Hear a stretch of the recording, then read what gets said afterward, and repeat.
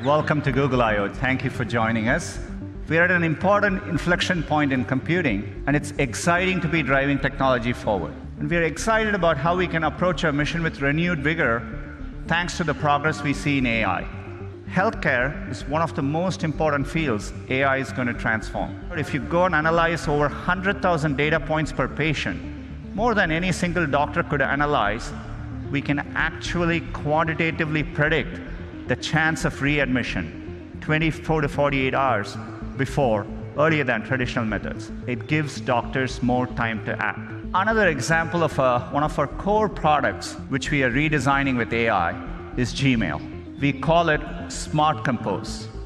So as the name suggests, we use machine learning to start suggesting phrases for you as you type. All you need to do is to hit tab and keep auto-completing.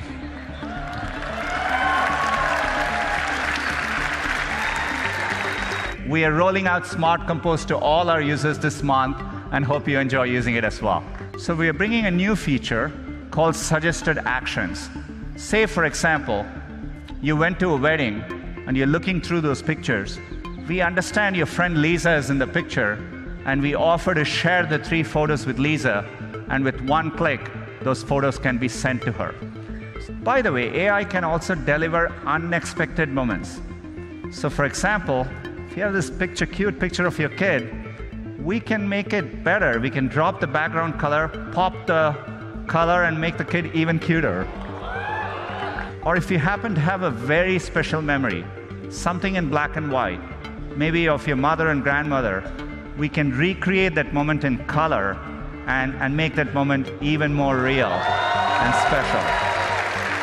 All these features are going to be rolling out to Google Photos users in the next couple of months. And today, I'm excited to announce our next generation, TPU 3.0. These chips are so powerful that for the first time, we've had to introduce liquid cooling in our data centers. So we've worked hard with WaveNet, and we are adding, as of today, 6 new voices to the Google Assistant. Let's have them say hello. Good morning, everyone. I'm your Google Assistant. Welcome to Shoreline Amphitheater. We hope you'll enjoy Google I/O. Back to you, Sundar. Let's be honest, it gets a little annoying to say, "Hey Google," every time I want to get my assistant's attention. Now you won't have to say, "Hey Google," every time. We call this continued conversation, and it's been a top feature request. Are kids learning to be bossy and demanding when they can just say, "Hey Google," to ask for anything they need? Now, we've been consulting with families and child development experts, and we plan to offer Pretty Please as an option for families later this year. Let's say you want to ask Google to make you a haircut appointment on Tuesday between 10 and noon. What happens is the Google Assistant makes the call seamlessly in the background for you. So how can I help you? Hi, I'm calling to book a women's haircut for a client. I'm looking for something on May 3rd. Sure, give me 1 second. The amazing thing is the assistant can actually understand the nuances of conversation. We've been working on this technology for many years. It's called Google Duplex. It brings together all our investments over the years in natural language understanding, deep learning, text-to-speech. By the way, when we are done, the assistant can give you a confirmation notification saying your appointment has been taken care of. We gave you an early look at our new smart displays at CES in January. We're working with some of the best consumer electronic brands. And today, I'm excited to announce that the first smart displays will go on sale in July. From staying in touch with family with broadcasts and Duo video calling, to keeping an eye on your home with all of our other smart home partners, to seeing in advance what the morning commute's like with Google Maps. We're thoughtfully integrating the best of Google and working with developers and partners all around the world to bring voice and visuals together in a completely new way for the home. With the new Google News, we set out to help you do 3 things. First, keep up with the news you care about. Second, understand the full story. And finally, enjoy and support the sources you love. We're rolling out on Android, iOS, and the web in 127 countries starting today. Android P. AI underpins the first of 3 themes in this release, which are intelligence, simplicity, and digital well-being. With Android P, we partnered with DeepMind to work on a new feature we call Adaptive Battery. It's designed to give you a more consistent battery experience. And then with this understanding, the operating system adapts to your usage patterns so that it spends battery only on the apps and services that you care about. Adaptive Brightness learns how you like to set the brightness slider, given the ambient lighting, and then does it for you in a power-efficient way.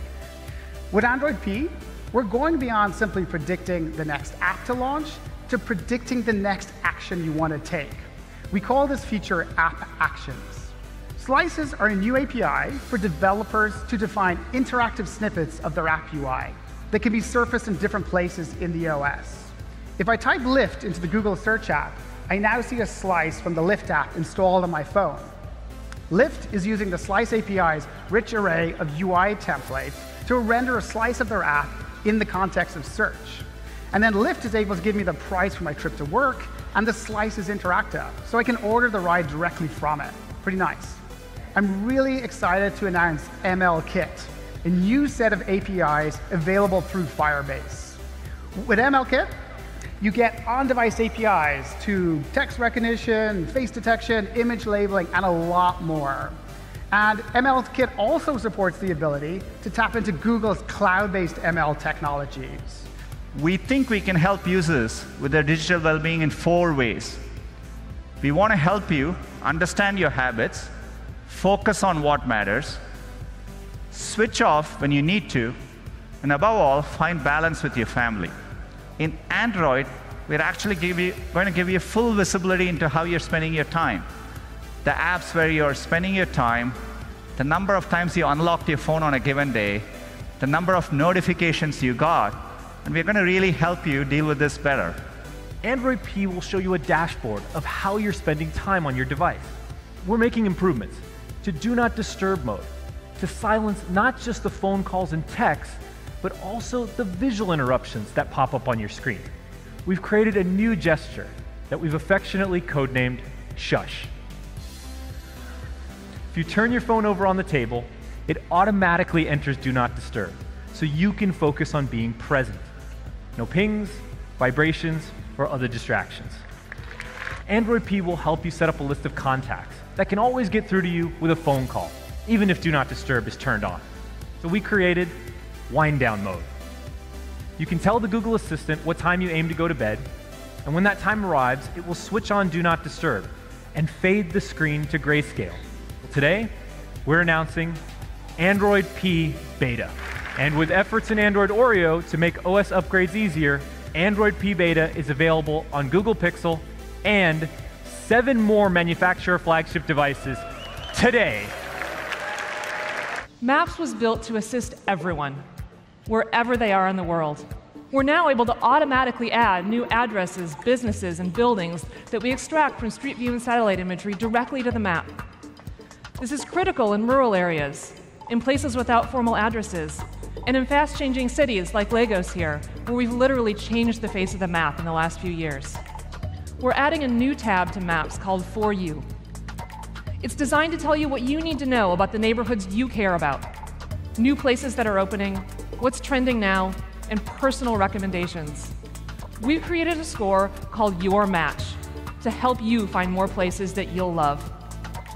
Your Match uses machine learning to combine what Google knows about hundreds of millions of places with the information that I've added. Restaurants I've rated, cuisines I've liked, and places that I've been to. Share the list with your friends to get their input too. You can easily share with just a couple of taps on any platform that you prefer. Then, my friends can add more places if they want to, or just vote with one simple click, so we can quickly choose a group favorite. So now, instead of copying and pasting a bunch of links and sending text back and forth, decisions can be quick, easy, and fun. What if the cameras can help us answer questions? Questions like, where am I going? Or what's that in front of me? Our teams have been working really hard to combine the power of the camera, the computer vision, with Street View and Maps to reimagine walking navigation. You can start to see nearby places, so you see what's around you, And just for fun, our team's been playing with an idea of adding a helpful guide like that there, so that it can show you the way. VPS, Visual Positioning System, that can estimate precise positioning and orientation. We think the camera can also help you do more with what you see. That's why we started working on Google Lens. Oh, that cute dog in the park, that's a Labradoodle. Lens can now recognize and understand words. With smart text selection, you can now connect the words you see with the answers and actions you need. So you can do things like copy and paste from the real world directly into your phone. The next feature I want to talk about is called Style Match. And the idea is this. Sometimes your question is not, oh, what's that exact thing? Instead, your question is, what are things like it? You're at your friend's place, you check out this trendy-looking lamp, and you want to know things that match that style. And now Lens can help you. So the last thing I want to tell you about today is how we're making Lens work in real time. So as you saw in the Style Match example, you start to see, you open the camera, and you start to see Lens surface proactively all the information instantly. And it even anchors that information to the things that you see. But we're very excited that starting next week, Lens will be integrated right inside the camera app on the Pixel, the new LG G7, and a lot more devices. Today, Waymo is the only company in the world with a fleet of fully self-driving cars with no one in the driver's seat on public roads. Phoenix will be the first stop for Waymo's driverless transportation service, which is launching later this year. Soon, everyone will be able to call Waymo using our app, and a fully self-driving car will pull up with no one in the driver's seat to whisk them away to their destination. And within a matter of months, we reduced the error rate for detecting pedestrians by 100x. That's right, not 100%, but 100 times. Now at Waymo, AI touches every part of our system, from perception to prediction to decision-making to mapping and so much more. Now, to be a capable and safe driver, our cars need a deep semantic understanding of the world around them.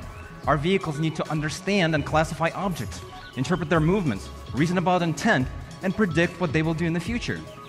And today, I want to tell you about two areas where AI has made a huge impact: perception and prediction. Traditionally in computer vision, neural networks are used just on camera images and video. But our cars have a lot more than just cameras. We also have lasers to measure distance and shapes of objects, and radars to measure their speed. And by applying machine learning to this combination of sensor data, we can accurately detect pedestrians in all forms in real time.